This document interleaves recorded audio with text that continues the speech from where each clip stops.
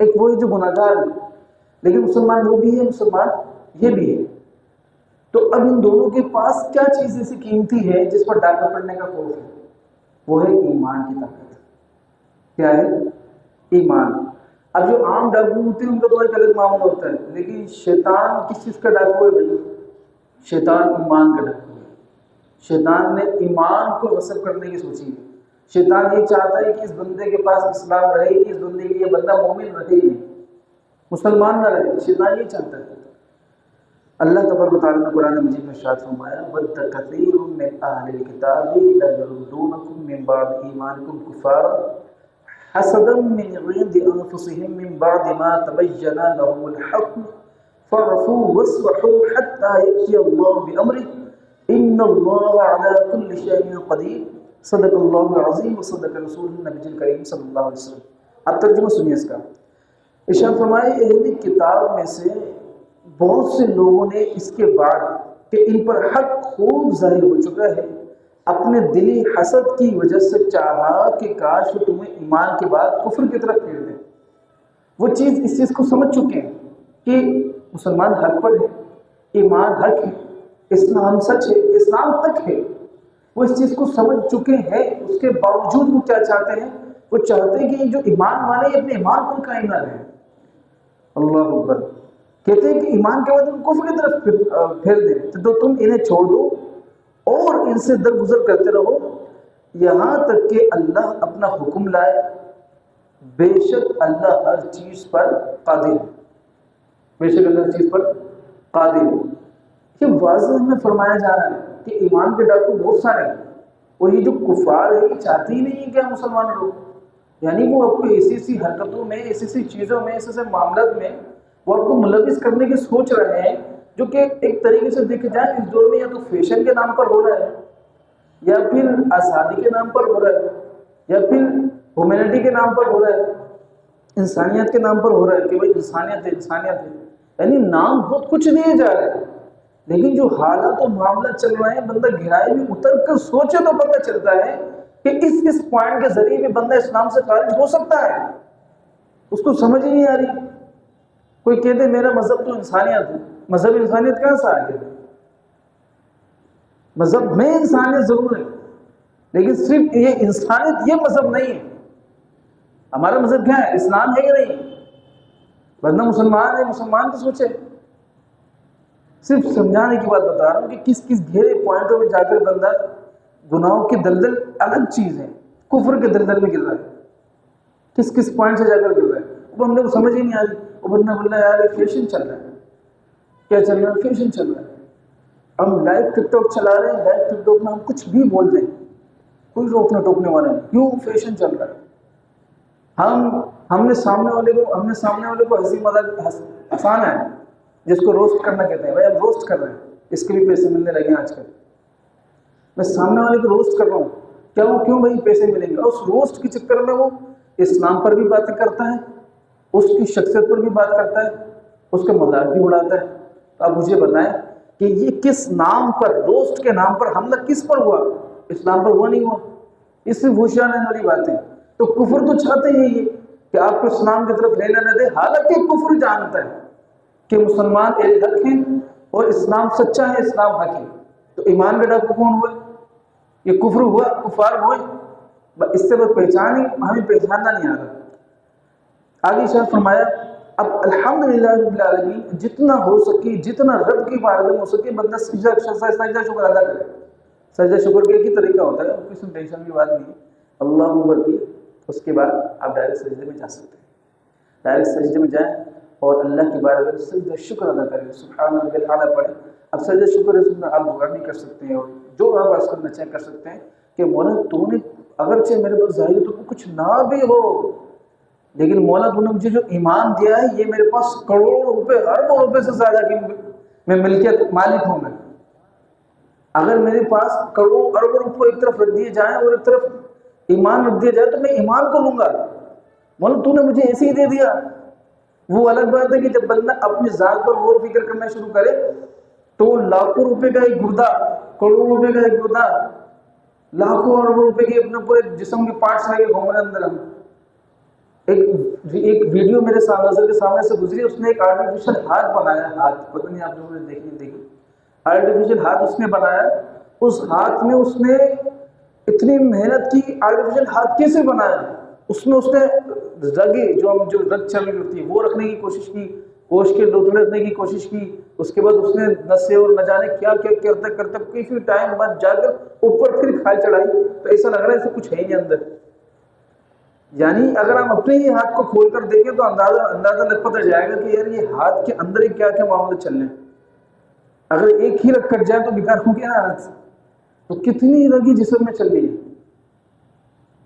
کہ یہ جو آنکھیں ہماری ہیں، یہ آنکھیں، اتنی آنکھوں سے جو ہم اتنے خوبصورت منظر دیکھ رہے ہیں، اگر یہی آنکھ چلے جائے تو پتہ چلے گا۔ تو یہ مولا تو نے یہ کچھ دیا اور ایمان دیا اتنا بڑا۔ اب جتنی بڑی قیمتی چیز ہمیں ملی، جتنی بڑی قیمتی چیز ہمیں ملی، تو ہمارا دشمن بھی اتنا ہی طاقتور ہو۔ یہ دنیا کا ڈکیت کی بات نہیں ہے، دنیا کے ڈاکوں کی بات نہیں ہے، شیطان کی بات ہے، کیونکہ شیطان انسان کا کھلا دشمن۔ کون ہے؟ کھلا دشمن ہے۔ تو بندے کو مسلمان آتا ہے کہ الحمدللہ ہمارے پاس ایمان موجود ہے، کہیے الحمدللہ۔ کہتے ہیں ایمان ہے سب سے بڑی دولت۔ فرمایا ہمارا سب سے اہم سرمایہ یہی ہے۔ دولت فانی ہے، گھر بنگلہ کوٹھیاں کاریں سب فانی ہے، ہم خود بھی فانی، مگر ایمان یہ وہ عظیم دولت ہے جو ہمیشہ ہمیشہ کی زندگی میں راحت دلائے گی۔ ساری فضیلتوں، ساری عنایتوں، ساری نعمتوں کی اصل ایمان ہے۔ اللہ اکبر۔ جب ایمان مل جاتا ہے تب بندہ اللہ پاک کی خاص رحمتوں کا حقدار بن جاتا ہے۔ اللہ اکبر۔ جب ایمان مل جاتا ہے بندہ کامیاب ہو جاتا ہے، جب ایمان مل جاتا ہے بندہ جنت کا حقدار بن جاتا ہے۔ جملے کتنے قیمتی آ رہے ہیں آپ کے پاس، آ رہے ہیں؟ یہ صرف یہ وہ نہیں ہے کہ بندہ سنو اور نکال دے، نہیں، یہ قیمتی جملے ہیں۔ جب ایمان مل جاتا ہے اللہ پاک ایمان والوں پر خاص فرماتا ہے، ایمان والے کو پاکیزہ زندگی عطا کی جاتی ہے، ایمان والے کی نیکیاں قبول کی جاتی ہیں، ایمان والے کے گناہ معاف کیے جاتے ہیں، ایمان والے کی قبر جنت کا باغ بنتی ہے، ایمان والے کے گناہ معاف ہو جاتے ہیں، ایمان والے کو راحت و سکون نصیب ہو جاتا ہے۔ ایمان والا وہی ہے جس کے لیے آخرت کی تمام نعمتیں تیار کی گئی ہیں۔ بے ایمان غیر مسلم لوگ تو رب کے نافرمان ہیں، اس کی رحمت سے دور ہیں، اس کے غضب کے حقدار ہیں، اور ہمیشہ جہنم میں رہنے کے لائق ہیں۔ بلکہ سچی بات تو یہ ہے کہ جو بے ایمان ہے، غیر مسلم ہے، وہ حقیقت میں انسان کہلانے کی بھی حقدار نہیں۔ اللہ پاک قرآن پاک میں فرماتا ہے اولئک کالانعام بل ہم اضل۔ ارشاد فرمایا یہ لوگ جانوروں کی طرح ہیں بلکہ ان سے بھی زیادہ بھٹکے ہوئے ہیں۔ یہ ہمارے لیے نہیں ہے، یہ ان کے لیے پکار ہے۔ تو ہم صدقے نہ جائیں اپنے نبی کریم صلی اللہ علیہ وسلم کی کہ حضور علیہ السلام کی امتی ہے، اور حضور نے اتنا کرم فرمایا کہ آج ہم ہماری زبانوں پر اللہ کا ذکر ہے۔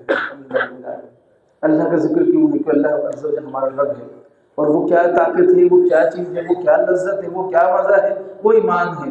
وہ کیا ہے؟ ایمان ہے۔ کہ جب بندہ، میں نے کہا نا 1000 بار بھی آپ اس چیز کو سوچ کر دیکھیں گے کہ ایک عام سے عام بندہ، بالکل عام سے عام بندہ جس کو کچھ بھی نہیں پتا، وہ اتنا ضرور جانتا ہے کہ میرا اللہ ہے، میرا رب ہے۔ جب پریشان ہوتا ہے، پھنستا ہے، جس کو کچھ نہیں آتا، کچھ بھی نہیں پتا اسلام و دین کے بارے میں، وہ کم از کم یہ لفظ اس کے زبان سے نکلتا ہے کہ نہیں نکلتا؟ اللہ مولا پھنس گیا ہوں، اللہ معاف کر دے۔ یا یہ آنسو نکلتے ہیں تو وہ اللہ کو یاد نہیں کرتا ہے۔ وہ کیا چیز اس کو ابھار رہی ہے؟ وہ ایمان ہے سرکار۔ کیا ہے؟ زبانوں سے نہیں، کیا ہے؟ اب مجھے بتائیں کہ کتنا اہم اور کتنا بڑا سرمایہ ہے یا نہیں؟ الحمدللہ اللہ پاک نے کرم فرمایا۔ وہ کہتے ہیں نا، کسی نے کہا محبت میں اپنی گمایا الہی، کہیں آمین۔ محبت میں اپنی گمایا الہی، نہ پاؤں میں اپنا بتایا الہی، عبادت میں گزرے میری زندگانی، کرم کرم یا خدا یا الہی، کرم کرم یا خدا یا الہی، نہ پاؤں میں اپنا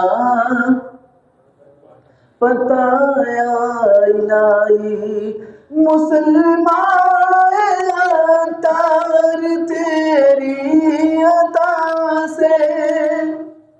وہی اتار میں اپنے لیے کہا نا، تو ہم اپنے لیے بھی تو کہہ سکتے ہیں، مسلمان آسی تیری عطا سے، ہو ایمان پر خاتمہ یا الہی، ہو ایمان پر خاتمہ یا الہی، نہ پاؤں میں اپنا۔ آپ کو نا دنیا کے لوگ دنیا کی محبتیں میں بہت زیادہ گرفتار ہو چکے ہیں، بہت زیادہ گرفتار ہو چکے ہیں۔ میں کہتا ہوں کوئی فرق نہیں پڑتا، آج محبت کا دعویٰ کیا ہے اور کل وہ، اور حقیقی بات ہے نا، عشق کی مجازی کی بات کروں میں، اپنے محبوب ہے، اپنے محبوبہ سے محبت کر رہا ہے، محبت کر رہی ہے، اب محبوبہ اس کو ملی نہیں تو اب کیا محبوبہ مر جائے گی؟ محبوب کا کیا ہوگا؟ ایسا کچھ بھی نہیں ہے، سب کچھ ختم ہے، یہ کوئی محبت نہیں ہے، یہ کوئی مزہ نہیں ہے، چیز نہیں ہے۔ میں آپ پہ ہمیشہ ایک مثال دیتا ہوں، آپ اس چیز کو سمجھیں، آپ اس چیز کو سمجھیں۔ ایک محبوب ہے اپنی محبوبہ سے بول رہا ہے کہ تم اشارہ کر، تیرے لیے چاند کے 2 ٹکڑے کروں گا، یہ عام سی بات ہے۔ تو اب محبوبہ کو پتا ہوتا ہے کہ چاند کے 2 ٹکڑے کیسے کرے گا، جھوٹ بول رہے ہیں، کر سکتا ہے؟ نہیں کر سکتا ہے، جھوٹ بول رہے ہیں۔ تو یہ محبت نہیں ہے، اس نے کیا کیا، صرف دعویٰ کیا، اس کو خوش کر دیا، وہ بھی ڈرامے میں ہاں وہ خوش ہو گیا، ہاں ٹھیک ہے کر دے گا چاند کے 2 ٹکڑے، کون کر دے گا؟ لیکن وہ محبت، میں بتاؤں محبت کسے کہتے ہیں؟ محبت وہ ہے جو حضور علیہ السلام نے جھولے میں تشریف فرمایا۔ آپ کو بات سمجھ نہیں آئی؟ محبت وہ ہے جو حضور جھولے میں تشریف فرمائے۔ ابھی حضور نے صرف انگلی کا اشارہ کیا چاند کی طرف، اشارہ انگلی حضور کی، اشارہ حضور کا، چاند 2 ٹکڑے اللہ نے کیے۔ اب بتائیے کہ یہ محبت ہے کہ یہ محبت ہے کہ نہیں؟ مثال سمجھ میں آ گئی آپ کو؟ اشارہ حضور کا، ابھی حضور نے یہ محبت کرتا ہے، میں نے صرف انگلی اٹھانی ہے، چاند کے 2 ٹکڑے کرنا رب کا کام ہے، تو محبت یہ ہے۔ اور ایک محبت وہ ہے کہ جب بندہ، جب غوث اعظم رضی اللہ تعالیٰ عنہ کی بات لے لیں آپ، یا خواجہ صاحب کی بات لے لیں آپ، تو ایک محبت یہ ہے کہ اللہ کی بارگاہ میں عرض کر دیں اور اللہ کی قسم کھا لیں، تو یہ جس بات پر اللہ کی قسم کھا لے اللہ ان کی بات کو پوری کر دیتا ہے۔ محبت یہ ہے، سمجھ رہے ہیں؟ تو یہ بات ہم بھی کر سکتے ہیں۔ اللہ نے ایمان دیا نہیں دیا؟ ایمان دیا۔ اب اس ایمان کے زور پر، اس ایمان کی طاقت سے آپ کیا کچھ نہیں کر سکتے، کیا کچھ نہیں کر سکتے، بہت ساری باتیں ہو سکتی ہیں، بہت کچھ ہو سکتا ہے ایمان کی طاقت سے، ایمان کے لذت سے، ایمان کے مزے سے، ایمان کے ذریعے اللہ عز و جل کا قرب پاتا گیا، پاتا گیا، پاتا گیا، محبت ہو گئی۔ اب جب اللہ سے محبت ہو گئی نا سرکار، تو اب اس بات پر آپ قائم نہیں کہ آپ کو دنیا کا غم اور خوف ستا ہی نہیں سکتا۔ محبت یہ ہے، کیا ہی محبت یہ ہے۔ اب اسی چیز کو نظر میں رکھا ہوا ہے شیطان، کون؟ جو کہ انسان کا کھلا دشمن ہے۔ تو ایمان کا ڈاکو بھی شیطان ہے۔ تو میرے شروع سے ٹاپک اسی پر آ رہا ہے، اسی پر کلام کر رہا ہوں۔ تو شیطان ایمان کا ڈاکو ہے، حفاظت ہم نے کرنی پڑے گی۔ حفاظت کیسے ہوگی؟ اگر ہم سے خود سے نہیں کی جا رہی تو ہم اس کے پاس جائیں، اس کے قدموں میں جائیں، اس کے پاس جائیں جو شیطان سے ہمیں حفاظت میں رکھ سکے۔ وہ کون ہوتا ہے؟ اسی کو پیر کہتے ہیں، اسی کو شیخ کہتے ہیں۔ اسی کے قدموں میں جا کر بیٹھے کہ حضور جس طرح آپ کو اللہ تعالیٰ نے حفاظت فرمائی ہے اور جس طرح آپ کوششیں کر رہے ہیں، بس مجھے بھی وہی طریقہ بتا دیں۔ یہ آسان لفظوں میں بتا رہا ہوں میں آپ کو، ورنہ اگر میں اس کی گہرائی میں اترنا شروع کروں تو شاید ہمارے دماغ کی پرت چھوڑ رہے ہیں، کیا گفتگو ہو رہی ہے، ہمارے پلے نہیں پڑنی۔ یہ الگ ہے، یہ ڈھونگی بابا کی بات نہیں کر رہا ہوں سرکار، یعنی ان کی بات نہیں کر رہا ہوں کہ جنہوں نے لیا بھائی جیب میں 100 روپے جیب میں ڈالا، 200 روپے جیب میں ڈالا، نہیں بابا ہاتھ میں نہیں لیتے، گلے میں ڈالتے۔ ان کی بات نہیں ہو رہی، وہ چیز ہی الگ ہے، وہ ماحول ہی الگ ہے، وہ کیفیات الگ ہے۔ بہت سے ایسے بزرگ آئے ہیں، بہت سے، خواجہ صاحب کا انشاءاللہ اگلے جمعے کو ہمارے خواجہ صاحب کو بھی بیان کرنا ہے تو آپ سنیں گے انشاءاللہ کہ دلوں کی کیفیت کیسی بدلتی ہے. وہ خواجہ صاحب جو آج خواجہ خواجہ نام لے رہے ہیں آپ، تو وہ خواجہ خواجہ کیسا نام ہوگا؟ وہ کیسے ایسی نہیں ہو گیا ہے، وہ بھی کسی صاحب بزرگ کی کھایا ہوا نوالا خواجہ صاحب کے پیٹ میں گیا تھا. جو کھایا ہوا نوالا پیٹ میں گیا نا، اس کے بعد خواجہ صاحب کے پیر کو شاید اتنا لوگ نہیں جانتے وہ جتنا خواجہ صاحب کو جانتے ہیں. تو کیفیات ایسی بدلتی ہیں. وہ کیوں بدلی؟ ایمان کی طاقت تھی، ایمان کی طاقت تھی، ایمان کی لذت تھی. وہی بات ہے، محبت میں اپنی گوایا الہی. اللہ اکبر. کہتے ہیں کیونکہ دنیا جو ہے یہ مومن کے لیے کیا ہے؟ قید خانہ ہے. غیر مسلم کے لیے کیا ہے؟ جنت ہے. کہتے ہیں یہ شہادت کی الفت میں قدم رکھنا ہے. لوگ آسان سمجھتے ہیں مسلمان ہوں، لوگ آسان سمجھتے ہیں. میں نے جلدی سے شعر پڑھ دیا، اب جنہوں نے سنا انہوں نے سنا، میں دوبارہ سنا دیتا ہوں. اس شہادت کے الفت میں قدم رکھنا ہے. لوگ آسان سمجھتے ہیں مسلمان ہونا، مسلمان ہونے اب یہ نہیں کریں گے وہ نہیں کریں گے. سرکار یہ نہیں ہے. آگے سنیں، مسلمان ہونے کا مطلب ہے کہ بندہ خود اپنی مرضی سے اتنی بڑی دنیا کو اپنے لیے قید خانہ بنا لے. تو یہ اتنی آسان بات نہیں ہے. دنیا قید خانہ کیسے ہو سکتی ہے؟ آج تو مجھے یہاں گھومنے جانا ہے، آج مجھے وہاں گھومنے جانا ہے. سیر و تفریح میں چاروں طرف سیر و تفریح میں لگا ہوا ہے، بس رنگین ہے دنیا کی. لیکن جو مومن ہوتا ہے نا، وہ یہ سوچ رہا ہوتا ہے یار کب میں اس دنیا سے جان چھوٹے گی. بس مولا جان چھوٹے، ایمان پر خاتمہ دے اور اس کے بعد بس جنت میں داخلہ دے، بس ختم. وہ یعنی یہ جان چھوڑانے کی کوشش کرتا ہے. ہوتی ہے کسی کسی کی کیفیت بن جاتی ہے. تو مومن کے لیے یہ کس طرح قید خانہ ہے، کہاں چل رہا ہے، بس مولا ختم، مجھے بس جنت میں بھیج دے. باقی وہ کہتے ہیں نا کہ یار اپنے ہر بندہ اپنی اپنی سوچتا ہے، تو کچھ اس طرح بھی سوچتے ہیں مولا بس جنت میں بھیج دے، ایمان پر خاتمہ ہو، یار گناہ جتنے بھی ہو سب نیکیوں میں تبدیل ہو، بس جلدی سے جنت میں چلے جاؤ بلا حساب و کتاب. اس طرح کی کیفیت ہوتی ہے. وہ یہ کیفیت کیوں بنتی ہے؟ کیونکہ ایمان ہوتا ہے، کیونکہ ایمان ہوتا ہے. اللہ اکبر. اللہ تبارک و تعالیٰ ہم سب کے لیے آسانی فرمائے. کہتے ہیں کہ ہمارا سب سے قیمتی اثاثہ ہمارا ایمان ہے کہ نہیں؟ مشکل یہ ہے کہ ساری کی ساری دنیا، کیا اہل کتاب، کیا مشرک، کیا ملحد، سب ہمارے ایمان ہی کے پیچھے پڑے. سب یہی چاہتے ہیں کہ کس طرح ہم سے ہمارا ایمان چھین لے، ہمیں کفر کی گہرائی میں اتار دے. سونا جنگل رات اندھیری، چھائی بدلی کالی ہے، سونے والو جاگتے رہیو چوروں کی رکھوالی ہے. آنکھ سے کاجل صاف چرا لی، یا وہ چور بلا کے ہیں، تیری گھٹلی تاکی ہے اور تو نے نیل نکالی ہے.